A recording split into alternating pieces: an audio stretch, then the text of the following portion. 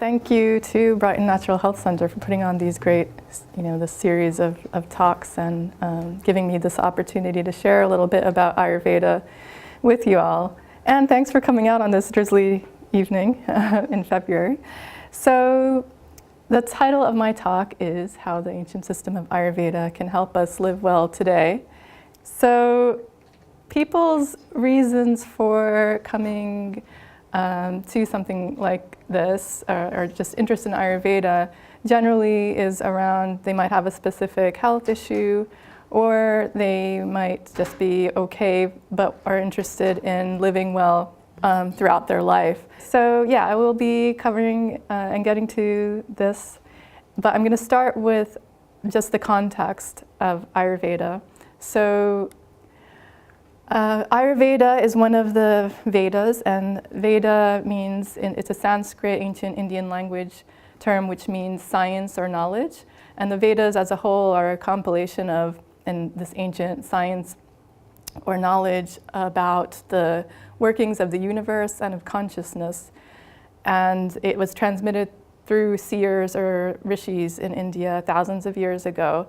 So the Vedas, and they're actually the oldest form, the oldest literature in the world.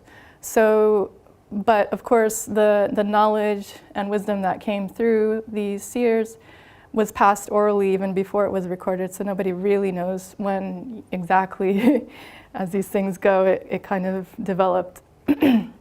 So Ayurveda comes from the roots Ayus, which means life, and Veda, which means, as I said, science or knowledge. And yeah, so it's the science of life. Sometimes it's the science referred to as the science of longevity. And it's a lot around balance. So the idea of trying to attain balance, because of course balance it's not like static, and as a means of freeing oneself from the illusion of the mind and achieving liberation.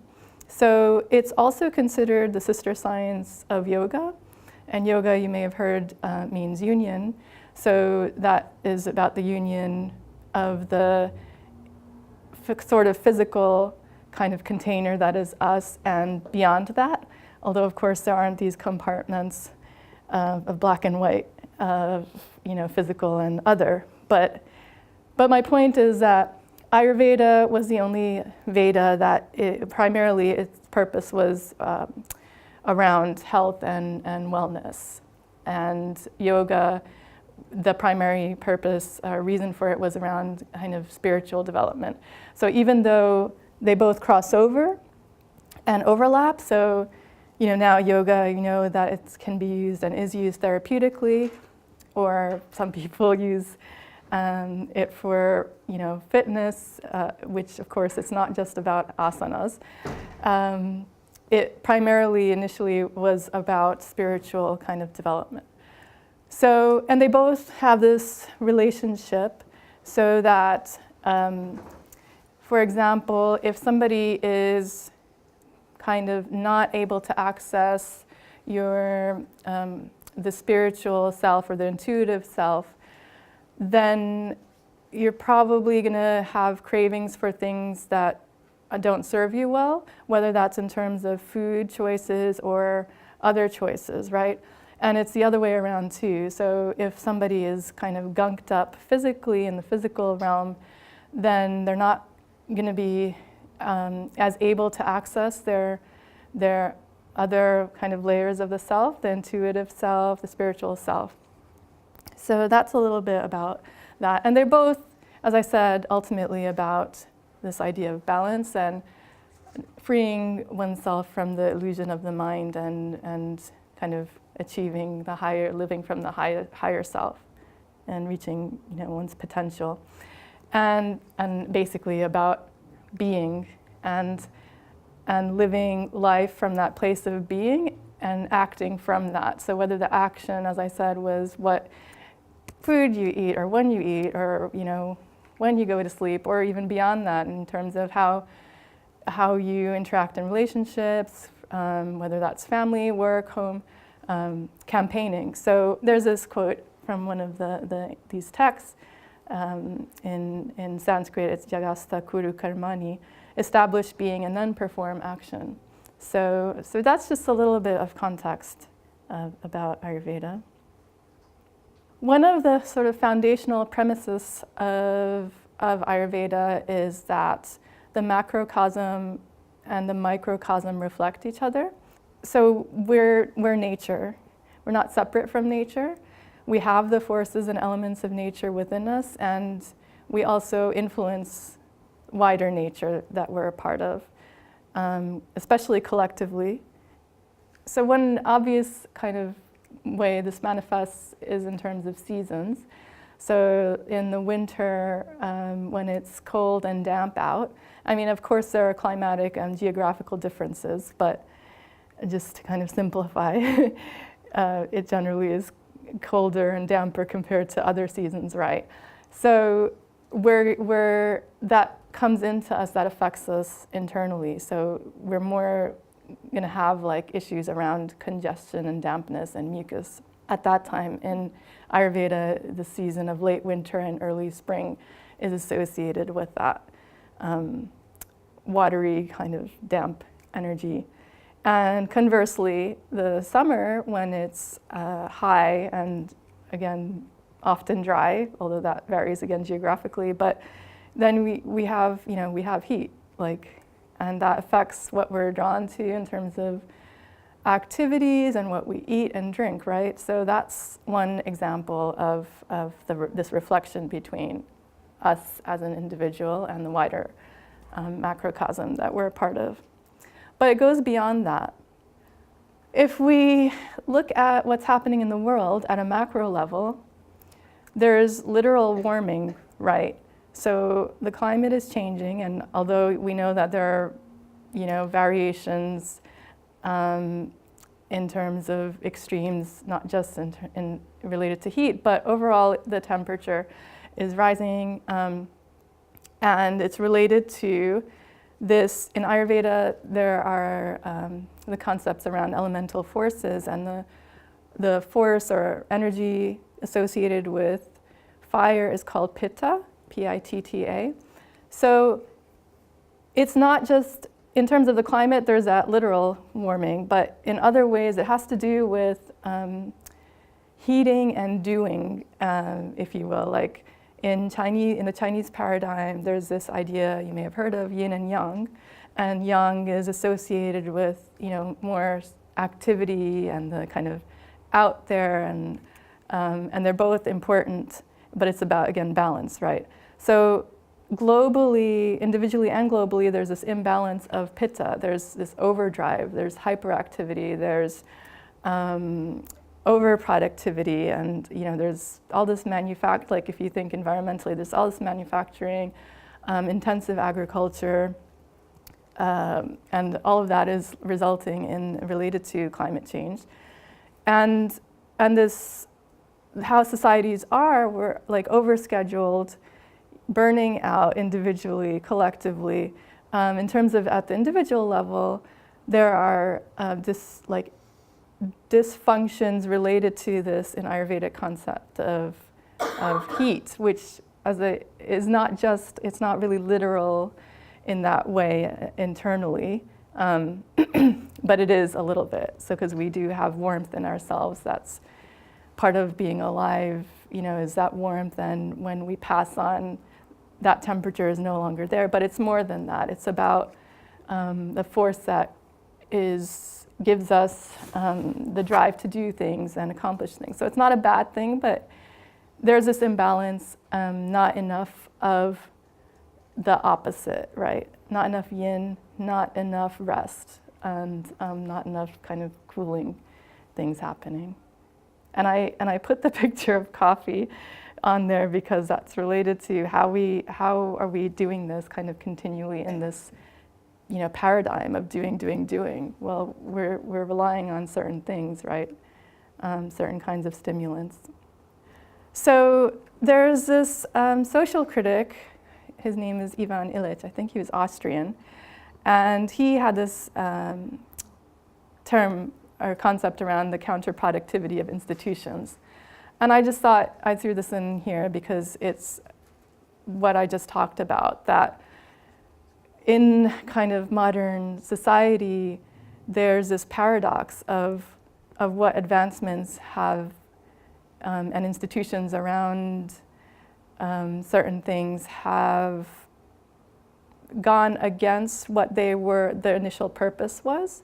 So for transportation, if we take transportation, and he's come up, he's written a lot about these things. So these aren't my ideas, but they really ring true to me.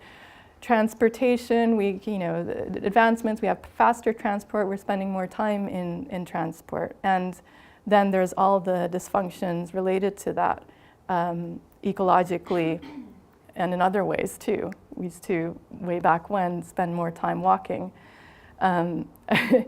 So then there's the healthcare systems in the modern, at least West, that are actually causing a lot of disease and dysfunction.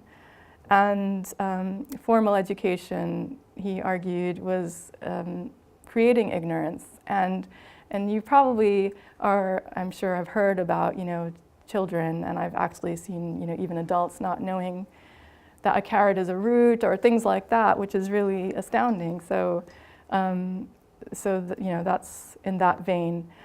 And I've added this thing at the end about, even in the case of what we consider healthy, we kind of latch on to certain things because we're not in touch with, I think, the state of being from which wisdom, inner wisdom, and intuition, and all these other things that used to inform humans before are kind of a little bit atrophying. And so people kind of get fixated on this or that exercise regime, and often it's very intensive. But as I was talking about that force of fire, or pitta, that might actually something very healthy sounding, like, I don't know, HIIT and whatever other trendy kind of very vigorous exercise thing, may not be right for a particular person whose makeup is naturally high in that element of pitta. And over time, it will probably cause imbalances that will show up and later on. And same with healthy foods. I mean, different people have different individual makeups of the elements, and not everything that is healthy is right for everyone. It sort of depends. So, and things were, different way back when, but not even going back as far as several thousand years ago.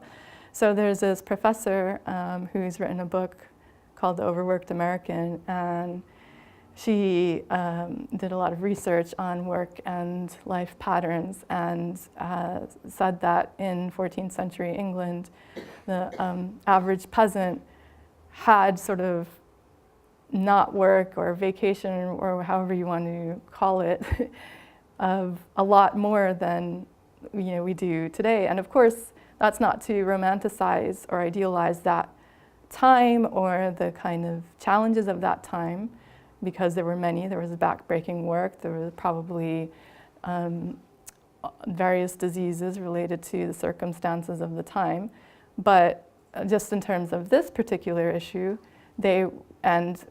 and probably things like how they ate and sat down to eat properly and resting properly, that was a very different experience compared to now.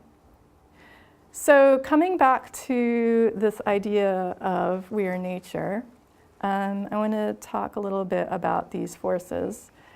I mentioned pitta before. It's mostly associated with fire. Technically, it also a little bit associated with water. And that is, in our physiology, it's associated with metabolism and heat and transformation, and in particular, our digestive fire. And in Ayurveda, digestion is kind of considered the seat of health. It's very foundational, because if you think about it, what we take in and how we do so determines what we become, and the integrity of a lot of ourselves, our tissues, our organs, and all of that. That there's these other forces, so vata, these are Sanskrit terms, is considered the force of space and air. So air is contained within space, and I have a fan there because you can, it's associated with movement. So anything in the body that has to do with movement, from your nerve impulses and your heartbeat and peristalsis in your gut, is associated with that, and the movement of the breath and so many things. And then kapha is associated with both water and earth, and it has to do with structure and stability. So kind of, the solidity of us more, and lubrication and flowiness. So they all have not just physical aspects too. They all have aspects in terms of our psyche. So that example I talked about, the 14th century England. So at that time, they may have had challenges, but they were probably more in sync with natural rhythms because they kind of had to. There wasn't the choice, there wasn't electricity, there wasn't, artificial environments, buildings, homes that we live in, all of these things. So in that sense, we're far, far removed from that, right? So we're, as a part of nature and just like other creatures, we have, we're very tied to cycles and natural rhythms. So there's the cycle of rest and activity that's largely associated with light and dark too. There's the cycle of feeding and fasting, and that's why breakfast is called, the time to break your overnight fast. There's, the light and dark and lots of other things. So those cycles and being in sync with them is so important to our health. And in a time where I think because we're swimming in this ocean of just productivity and so far removed from a way of living that is really natural, we kind of have this tendency to latch onto things like packaged health food things and various things related, what you do for exercise, all kinds of things to fit it into what is an underlying and pervasive dysfunction. So this isn't anything personal. I'm swimming in it. Everyone in this room is swimming in it. We kind of inherited this way. So I don't mean this personally. But I do emphasize it because these things are seemingly simple, but they kind of doing what you can to return to these rhythms, it is life-changing. Like, it literally changed my life in terms of a health issue I had that stumped the cardiologist, and it stumped a lot of holistic health practitioners, because while they can give things, and they certainly helped, I totally respect different modalities and things, they're not going to do the stuff you do day in and day out. And so it's not about what you eat is important, but when you eat is really, really important. And I think there's this, and not to relegate the what you eat, that's obviously important too. But I think there's a phrase in Ayurveda about it's better to have bad food and good digestion than good digestion and bad food.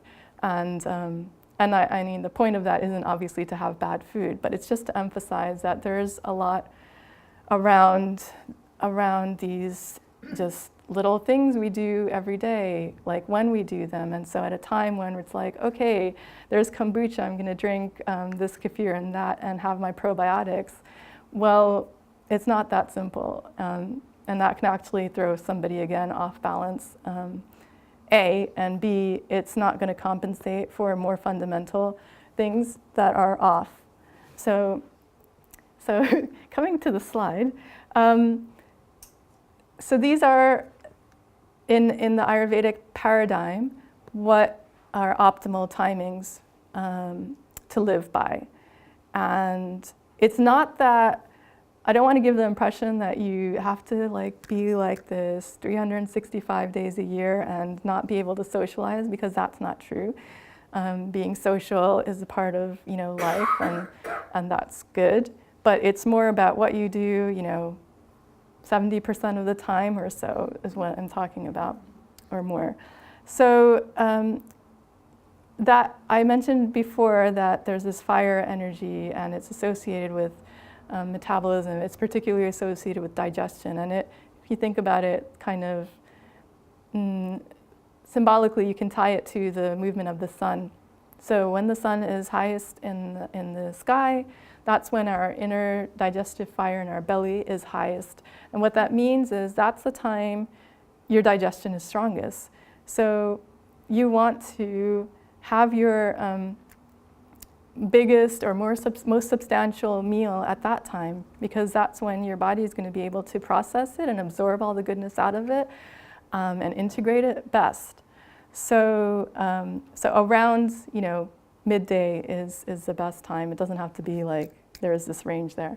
And then in terms of sleep, so kapha, as I said before, is associated with earth and water, so there's different aspects. But the evening kapha time, if you think of the earth and grounding, you naturally, I'm sure you've experienced it at some point, maybe when you're away on a holiday, away from things and not so stimulated, that naturally you will feel a sense of heaviness in the evening.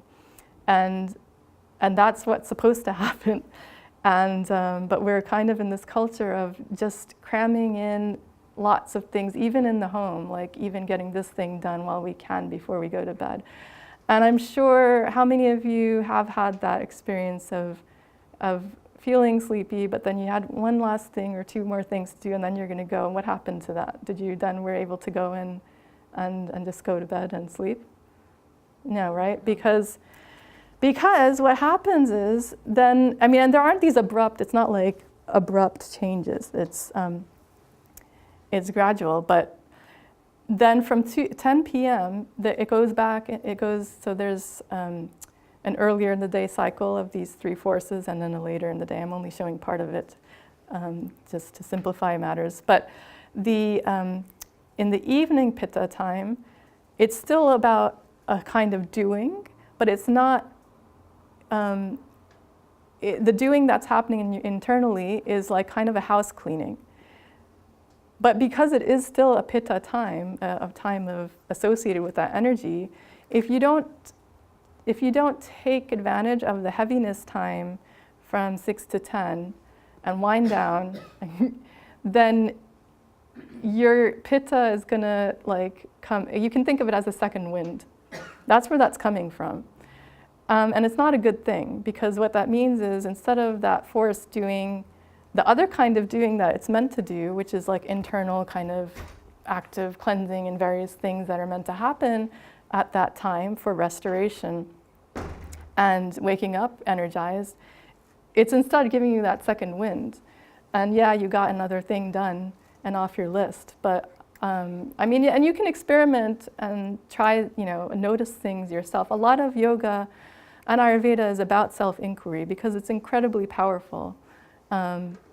And at the end of the day, whatever an expert, holistic or otherwise, is, they don't know you as well as you either know yourself or you can know yourself if you kind of take the time to reflect and observe.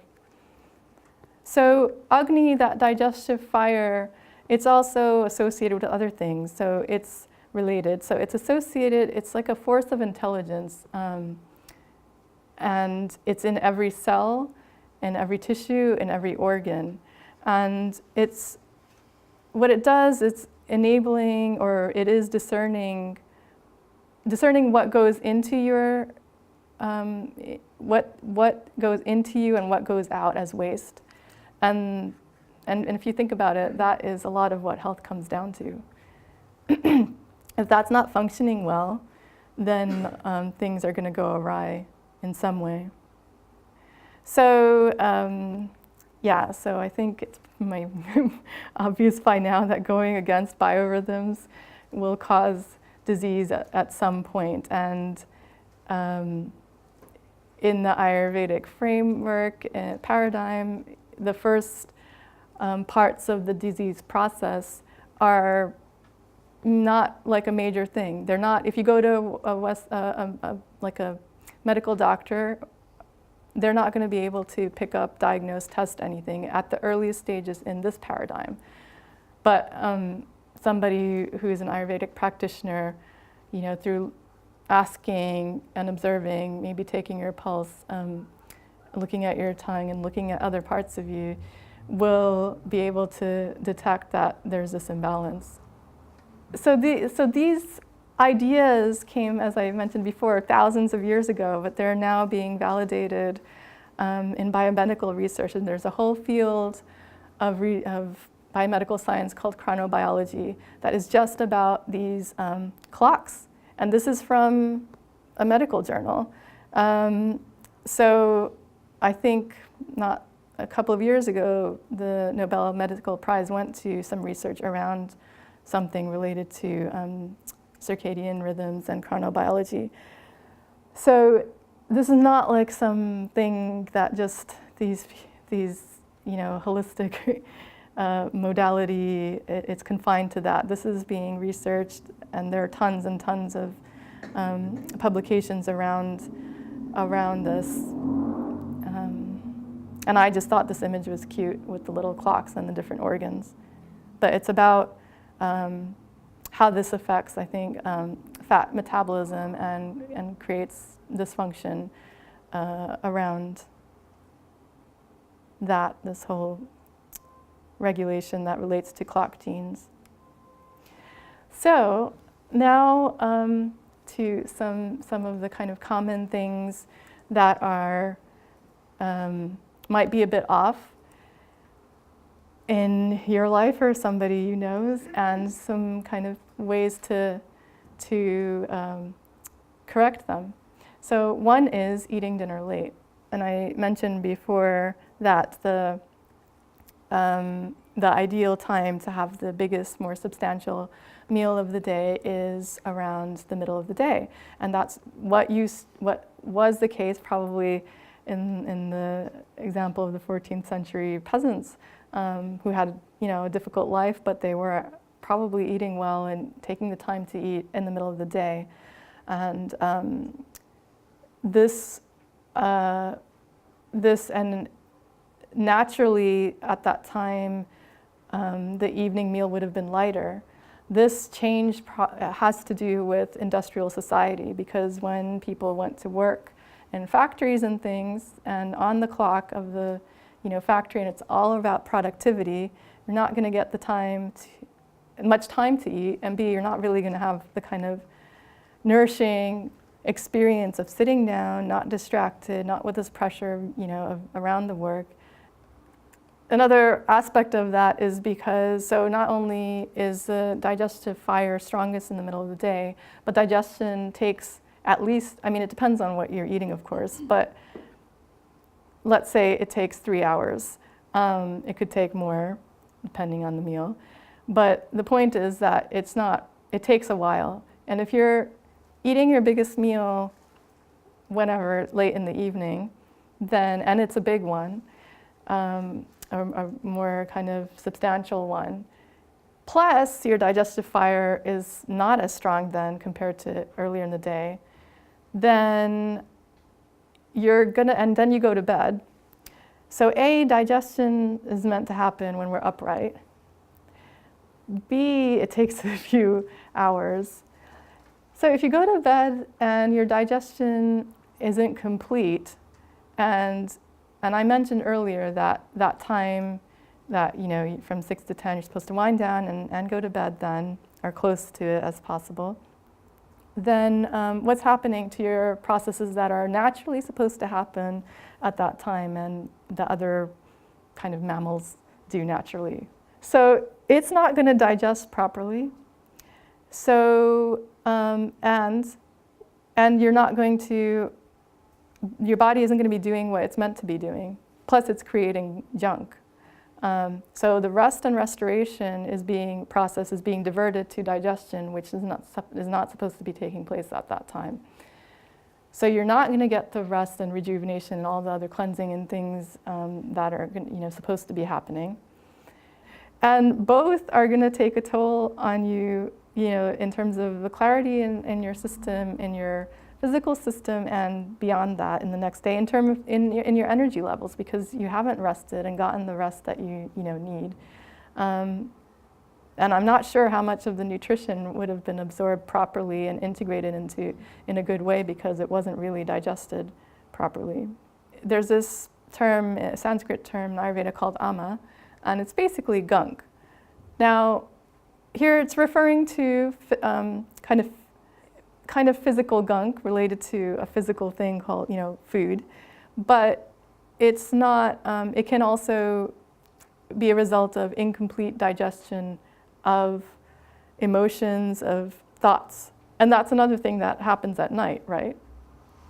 We know that there's some other processing going on about what our mind body has intaken during the day, and we're taking in a lot of information, ideas, thoughts of all kinds, from our relationships, from just whatever information.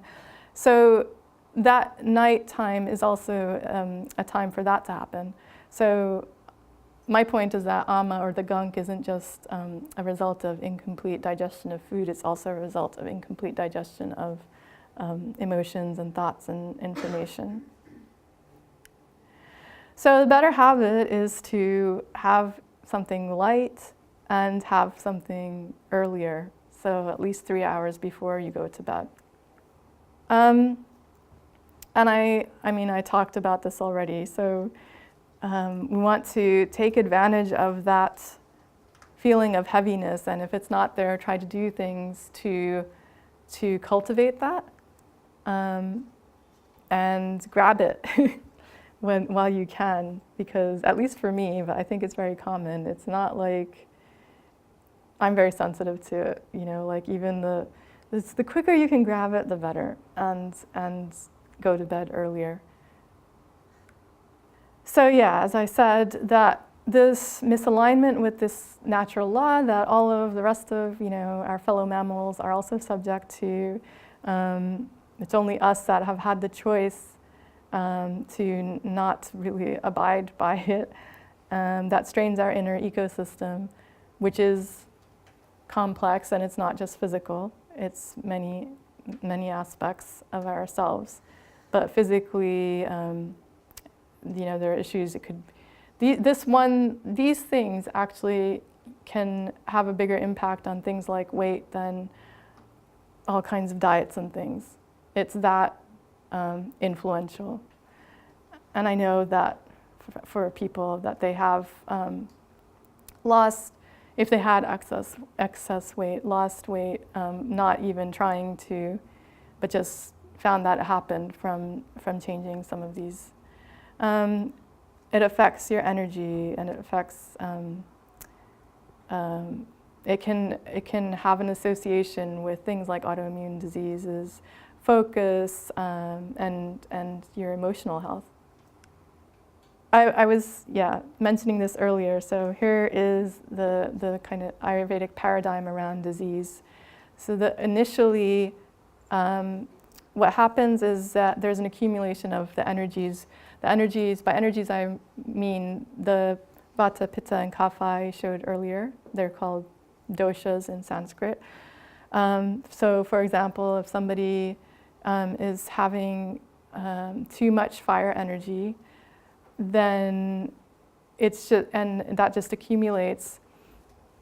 it's not, in these early stages, it's not going to show up in a major way. Something might be off, but it's not like, because being off in one way or another is such the norm. Somebody might have a little bit of hives, somebody might have sinus issues, somebody has insomnia a bit, somebody, can't function without caffeine. These are kind of considered normal. Somebody has bloating, like it's not, so these are kind of the earlier stages. And this is why I also mentioned that example of like somebody who, even with the healthy things, they can put you into imbalance, because with food and with exercise and with virtually every activity, it has an effect on our energies. And if we're already high in, I'm high in this vata, air, and space thing. If I do something that's like, this actually happened to me, if I was doing things that were too mind stimulating and not all over the place, which I naturally am anyway, it eventually affected my heart rhythm. And it wasn't, thankfully, in a majorly serious bad way, but it was very disturbing to have your heart be pounding randomly and not getting much kind of insight from the cardiologist or really anyone else about what was happening. And anyway, so in these earlier stages, it's just accumulating and nothing is majorly off in a kind of dangerous, way. But then it kind of spreads. So again, here it's just spreading, which is what happened when it affected my heart rhythm. And so the accumulation can go on for years. You could be somebody like I was, healthy, cycling, eating organic, fairly this, that, and the other. And then one day, my heart's like going all weird for no reason. So then it's not still a major issue, but something's off. And you can, the earlier you get it, the more likely and quickly you can kind of resolve the issues. When it becomes, it locates in a weak spot, actually that's probably what it was with me, because the cardiologist could say it's this kind of arrhythmia. It's, not great, but you can still, compared to later on, you can still do something about it. When it disrupts in a serious way your tissues, your organs, then it's hard to address. And the longer it's been going on, of course, the harder it is. And when it disrupts beyond whatever was initially affecting that system and goes beyond that, then it's kind of very difficult, if not impossible, and it's kind of chronic. So the point is that a lot of what we consider is kind of the normal state of imbalance, because we're swimming in it with everyone else, isn't. And we can do simple things to correct them. And I think that's really important. And it kind of, for me, it goes back to that idea of being. So I think that I'm not coming at this from just a purely physical thing. Like, I honestly think that for our campaigning, our activism, our workplaces, our communities to be more whole, we need to be more in that state of being. And that does rest quite a bit on these kinds of simple things, on being able to have more clarity in our various layers of our body, which is not just physical, so that we can access our higher selves, our wisdom, our intuition, and have that inform how we are in the world, from our relationships at home to beyond that. And I feel like that's just as important, or really foundational, to make the world, the more beautiful world our hearts know is possible. I'm quoting a title from one of my favorite writers and thinkers, Charles Eisenstein, that's a great book by him. Habits are hard to change, and there's a lot of research and evidence now around, especially in relating habits around health, that you're more likely to succeed if you're in a group, and that's what I do. And you can find more information on my website. But yeah, thank you.